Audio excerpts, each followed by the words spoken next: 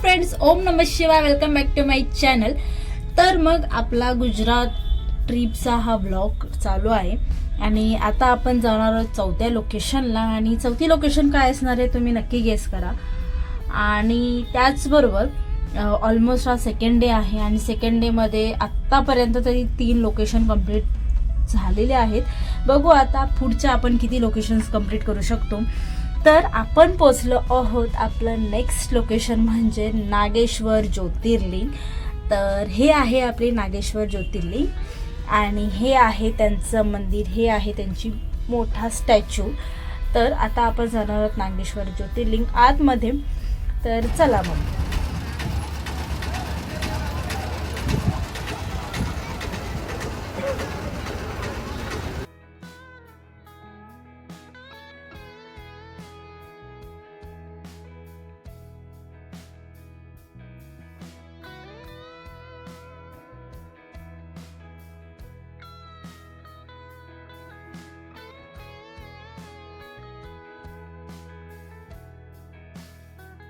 तर मंदिराच्या गाभाऱ्यात आम्ही आलेलो आहोत आणि खूप म्हणजे खूप अति प्रचंड अशी गर्दी आहे. तर त्याआधी आम्ही 2-4 फोटोज क्लिक केले पहिल्यांदा आणि मग आम्ही डायरेक्ट गेलो मंदिरात आतमध्ये लाईन लावण्यासाठी.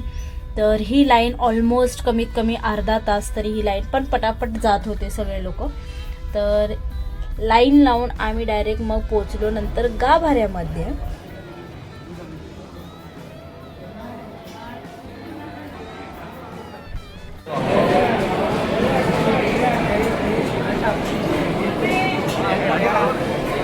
मंदिराच्या आतमध्ये आलो. इथेही कॅमेरा अलाउड नव्हते पण खूप असे लोक होते जे फोटो व्हिडिओज क्लिक करत होते. सो हे आहे त्यांचं लाईव्ह पूजा अभिषेकचं दर्शन इथे समोर दिसत होतं. सो तेही कॅप्चर केलेलं आहे.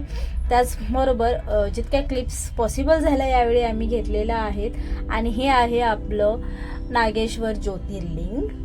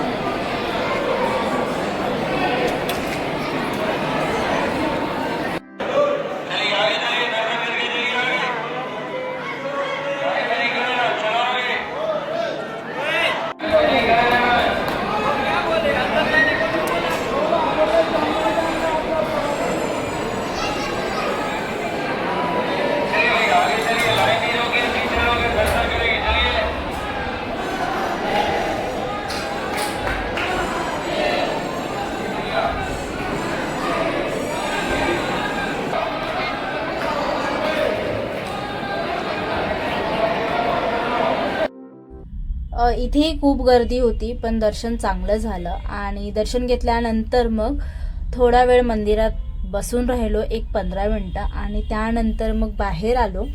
आणि हे आहे आपलं नागेश्वर ज्योतिर्लिंग.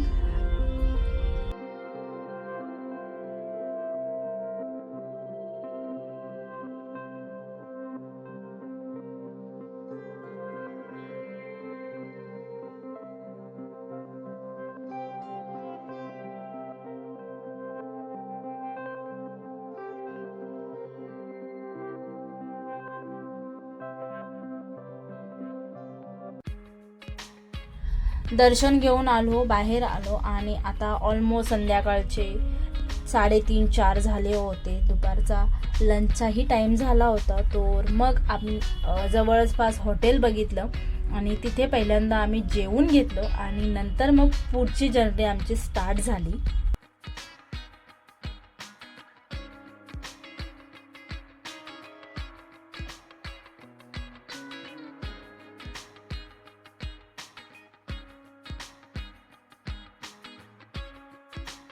हा ब्लॉग होता नागेश्वर ज्योतिर्लिंग धामचा. तर तुम्हाला कसा वाटला हा नक्कीच कमेंट करा. त्याचबरोबर माझ्या चॅनलला लाईक करा, शेअर करा, सबस्क्राईब करा आणि भरभरून प्रेम द्या.